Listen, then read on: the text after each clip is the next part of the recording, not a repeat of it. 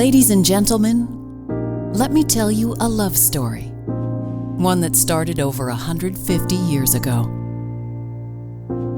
A love story that changed the world forever. This love story started with two people in 1829.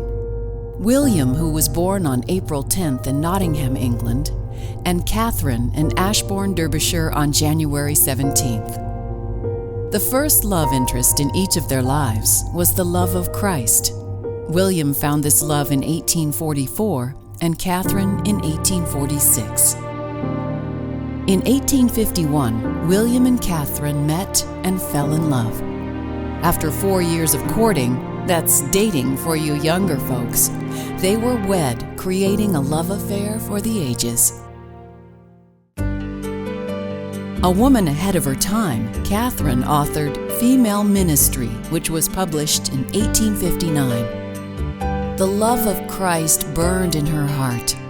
Catherine was a proactive, no-nonsense woman, a trendsetter of her time. She brought a female perspective to the ministry, then named Christian Mission 150 years ago. It was around the same time we Americans fought for the love of all people in the Civil War.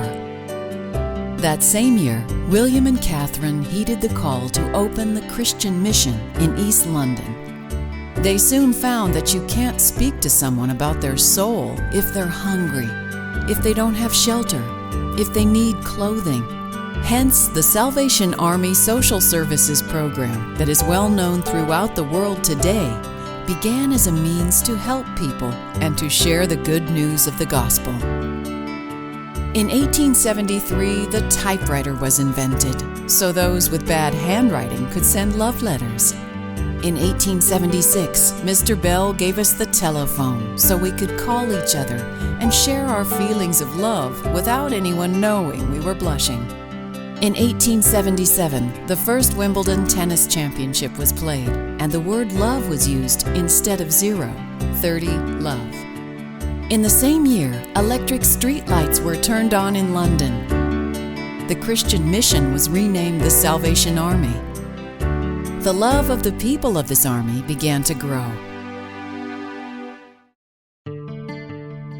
The first edition of the War Cry hit the street in 1879, proclaiming the need to help those living on the streets in the midst of poverty and despair. This publication now has an international presence. That same year, realizing that they were an army by name and their publication was a well-received publication, the War Cry, it was decided to take the next step in creating this unique army by designing a uniform. This proved to be a brilliant step towards structure and discipline to the newly formed organization. This was also the same year that the love of the Army crossed the ocean, when Eliza Shirley opened a Salvation Army factory in, you guessed it, the city of brotherly love, Philadelphia. The work of the Army started in the U.S. and in Australia in 1880. In 1881, the international headquarters moved to Queen Victoria Street. The first War Cry was published in the U.S., and Major Alfred Wells began the Salvation Army in San Francisco. And that's when the legend of the daring, extraordinary Salvationist Joe the Turk began. He was an Armenian son of missionaries in Turkey. His father died when he was 3, leaving a penniless home for his mother, 3 boys and 2 girls. There was no education available for a boy who did not speak Turkish. After Joe discovered a missionary school from America that had no students, he became the recruiter and filled the school with kids from the street. He was just 7 years old. Eventually, Joe decided to join his brother in America. He spent 13 months in New England learning English, then headed to California. That is where he became the walking terror of Berkeley. Even the hoodlums feared him. He was strong, mean, and angry. He had lost his love for God, but God had not lost his love for him. Joe found Christ again thanks to John Millsaps of the Salvation Army. Joe the Turk put all his skills into his ministry. He was stoned, stabbed, and battered, and he wore his scars like a badge of honor. He would be jailed 53 times for Jesus. The first time in jail was for 8 days. He started a choir and taught the prisoners army songs. In 1888, San Bernardino opened, and Joe was arrested again. The next stop was Portland, Oregon, where it was illegal to blow a horn. Not good for an organization that found converts by walking through the streets playing brass band instruments. So Joe grabbed the band and hit the streets performing "Never Run Away." They got to perform it all the way to prison. Joe also took on politicians in Macomb, Illinois. He was shot at in Waukegan as he rushed through an entire crowd to pull an Army Salvationist from the gallows. Joe loved Christ and the Army. Now back to William and Catherine. William negotiated with the Church of England, and the Salvation Army became a branch of the church. This is the same year that Coca-Cola and Dr. Pepper were created. You know, I'd like to buy the world a Coke and furnish it with love.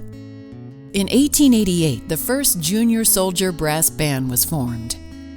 On October 4th, 1890, Catherine was promoted to glory to meet up with our Lord. In 1891, the first food and shelter depot opened in New York. This is the same year of the first Christmas kettle drive. In 1897, the first Salvation Army hospital opened in Nagercoil, India. In 1898, William prayed before the U.S. Senate, and that very year, the Salvation Army began here in Jackson County. In July of 1909, Lieutenant Colonel Jenkins came from Seattle to enhance the meetings the Army had been holding. He held a lecture at the Opera House titled "From Bethlehem to Calvary." On August 20th, 1912, William joined Catherine in heaven, but the love story continued. In 1913, the Salvation Army started in Russia, and in 1914, World War I began.